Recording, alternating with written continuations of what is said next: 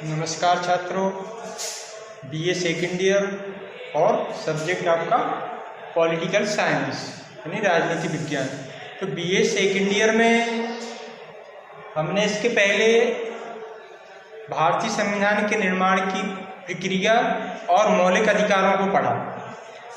तो ये आपने देखा होगा कि बीए प्रथम वर्ष में जो फर्स्ट पेपर था राजनीति विज्ञान का वो ऑप्शनल था यानी वैकल्पिक था।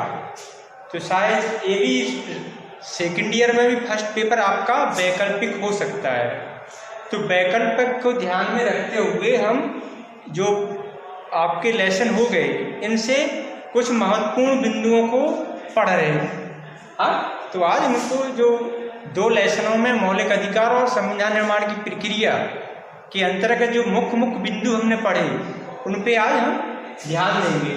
तो आप वीडियो के माध्यम से इनको लिखते चलें, क्योंकि लिखने से हमको वो चीज मतलब विषय वस्तु स्पष्ट रूप से दिमाग में स्थिर रहती है। हाँ, तो इसको हम लिखते चले, नोट करते चले। तो जो पहला आपने लेसन पढ़ा था भारतीय संविधान के निर्माण की प्रक्रिया, तो इसमें निर्माण की प्रक्रिया में आप पहला क्वेश्चन क्या बन सकता है?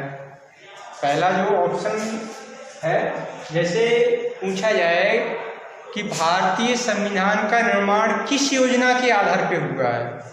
भारतीय संविधान का निर्माण किस योजना के आधार पर हुआ है? अगर यहाँ पे दिया जाए भारतीय संविधान का निर्माण किस योजना के आधार पर हुआ? आप क्वेश्चन नोट करें। पहला क्वेश्चन क्या है? भारतीय संविधान का निर्माण किस योजना के आधार पर हुआ? तो जैसे कई योजनाएं आपको दी जाएं कि जैसे कृषि योजना है या कैबिनेट मिशन योजना है या संविधान सभा योजना है, ऐसी योजनाएं दी जाए तो उनमें से आपको क्या सही रहेगा इसका आंसर कि भारतीय संविधान का निर्माण किस योजना के आधार पर हुआ है? तो आपको पता है कि इसका आंसर कैबिनेट मिशन योजना के आधार पर हुआ है। विकल्प में 4 विकल्प रहते हैं, उसमें से एक आंसर सही होता है। तो आपका जो इस क्वेश्चन का जो आंसर सही होगा उसी पे आपको ध्यान रखना है। आवाज़ और कोई भी हो उस पर ध्यान नहीं रखना, आपको केवल प्रश्न क्या पूछ रहा है उसको उसका आंसर हमें पता होना चाहिए। तो भारतीय संविधान का निर्माण किस योजना के आधार पर हुआ है? कैबिनेट मिशन योजना के आधार पर। हम लिख सकते हैं इसका आंसर, इसको प्रश्न बना लें तो इसका उत्तर कैबिनेट मिशन योजना के आधार पर। कैबिनेट मिशन योजना के आधार पे भारतीय संविधान का निर्माण हुआ है, एक क्वेश्चन। दूसरा क्वेश्चन पूछा जाए कि भारत को कैबिनेट मिशन योजना के आधार पर संविधान सभा की सदस्य संख्या कितनी निर्धारित की गई थी?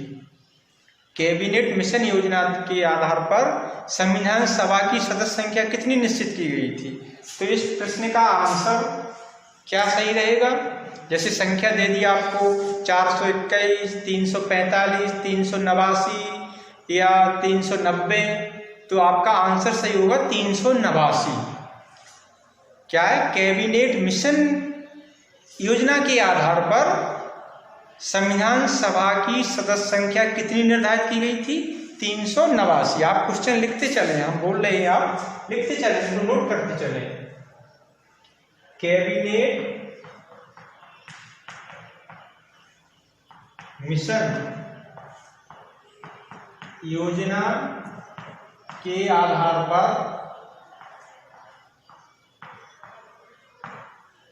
संविधान सभा की सदस्य संख्या कितनी निर्धारित की गई थी?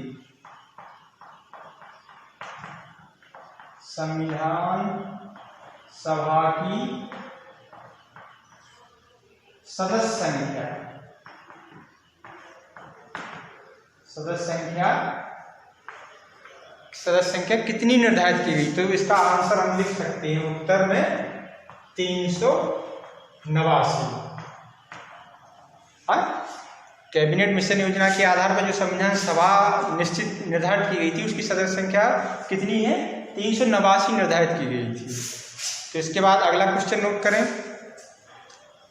संविधान निर्माण की, आप नोट करते चलें, संविधान निर्माण की पहली बैठक, संविधान निर्माण के लिए पहली बैठक कब हुई? तीसरा क्वेश्चन लिखें, संविधान निर्माण के लिए पहली बैठक कब हुई? तो आंसर में आपको 4 विकल्प दिए जाएंगे, जैसे 4 सितंबर 1946, 11 दिसंबर 1946, 9 दिसंबर 1946 या 13 दिसंबर 1946। तो आपको इसमें से कौन सा आंसर सही रहेगा? 9 दिसंबर 1946। यानी संविधान निर्माण के लिए पहली बैठक कब हुई थी? 9 दिसंबर 1946 को। याद क्वेश्चन और आंसर दोनों नोट करें। तीसरा क्वेश्चन वो, तीसरे के बाद चौथा आंसर लिखें, वो क्वेश्चन लिखें, नोट करें। जो संविधान सभा की प्रथम बैठक हुई थी 9 दिसंबर 1946 को, इसके अध्यक्ष कौन थे? प्रथम बैठक 9 दिसंबर 1946 की अध्यक्षता किसने की थी? इस तरह क्वेश्चन आप लिखें। संविधान सभा की जो प्रथम बैठक हुई इसकी अध्यक्षता किसने की? तो आंसर लिखें। तो आंसर में डॉक्टर सच्चिदानंद सिन्हा। क्या है? डॉक्टर सच्चिदानंद सिन्हा। अगला क्वेश्चन लिखें आप। संविधान सभा की दूसरी बैठक कब हुई? संविधान सभा की दूसरी बैठक कब हुई? तो आंसर में लिखें आप, संविधान सभा की दूसरी बैठक 11 दिसंबर 1946 ईस्वी को हुई।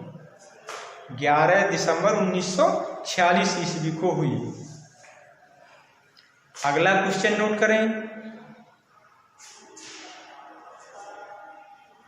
प्रारूप समिति के अध्यक्ष कौन थे? क्वेश्चन में प्रारूप समिति के अध्यक्ष कौन थे? तो इसके आंसर में हम लिखेंगे, प्रारूप समिति के अध्यक्ष डॉक्टर भीमराव अंबेडकर जी थे। डॉक्टर भीमराव अंबेडकर। अगला क्वेश्चन लिखें। भारतीय संविधान का जनक किसे कहा जाता है? भारतीय संविधान सभा का, संविधान का, भारतीय संविधान का जनक किसे कहा जाता है? तो भारतीय संविधान का जनक, आंसर में लिखें, भारतीय संविधान का जनक डॉक्टर भीमराव अंबेडकर जी को कहा जाता है। डॉक्टर भीमराव अंबेडकर जी को कहा जाता है। अगला क्वेश्चन लिखें। भारतीय संविधान का निर्माण कितने समय में हुआ? क्वेश्चन है, भारतीय संविधान का निर्माण कितने समय में हुआ? तो आंसर लिखें। भारतीय संविधान का निर्माण 2 वर्ष 11 माह 18 दिन। कितना समय? 2 वर्ष 11 माह और 18 दिन। अगला क्वेश्चन लिखें। अगला क्वेश्चन में कि भारतीय संविधान कब बनके तैयार हुआ? क्वेश्चन है, भारतीय संविधान कब बनकर तैयार हुआ? तो इसके आंसर में लिखें, भारतीय संविधान 26 नवंबर 1949 ईस्वी को बनकर तैयार हुआ। कब? 26 नवंबर 1949 ईस्वी को। अगला क्वेश्चन, भारतीय संविधान कब लागू हुआ? भारतीय संविधान कब लागू हुआ? तो आंसर लिखें, भारतीय संविधान 26 जनवरी 1950 ईस्वी को लागू हुआ। कब हुआ? 26 जनवरी 1950 ईस्वी को लागू हुआ। अगला क्वेश्चन लिखें, संविधान सभा के अध्यक्ष किन्हें कहा जाता है या कौन है? मतलब संविधान सभा के अध्यक्ष कौन थे? तो भारतीय संविधान सभा के अध्यक्ष में थोड़ा वो है, स्थायी अस्थायी क्या पूछ रहे हैं।